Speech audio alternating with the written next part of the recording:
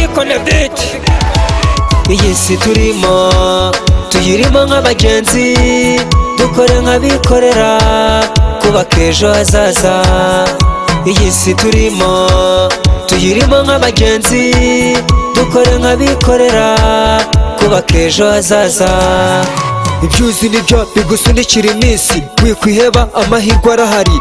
Korana ingufu nk'umuntu uri mu kazi, igihe cyose tuzagafata.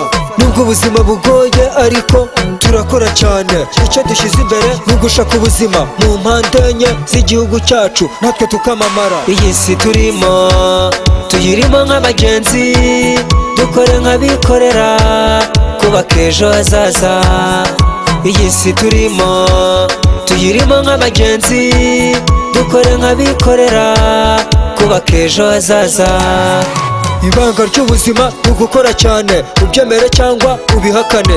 Ese intero ni imwe, ni ugushaka ubuzima. Nubwo hari inzitizi, rubyiruko rw'u Rwanda mwitabire umurimo. Mugomba gushaka ubuzima bw'ejo, mugakora cyane. Ni mwebwe dutezeho ahazaza heza h'uru Rwanda rwacu.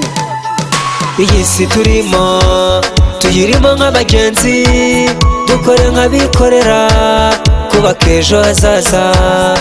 iyi si turimo tuyirimo nk'abagenzi, dukore nk'abikorera kubaka ejo hazaza.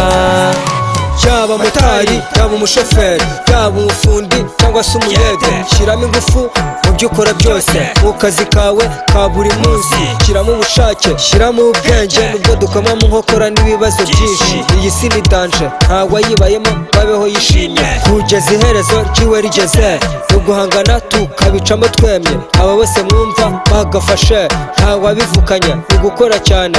Igihe kigeze tuzagafata.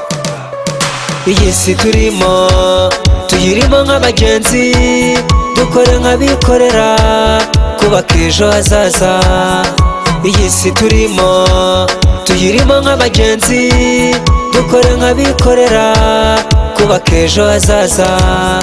iyi si turimo tuyirimo nk'abagenzi, dukore nk'abikorera kubaka ejo hazaza. iyi si turimo tuyirimo nk'abagenzi, dukore nk'abikorera kubaka ejo hazaza.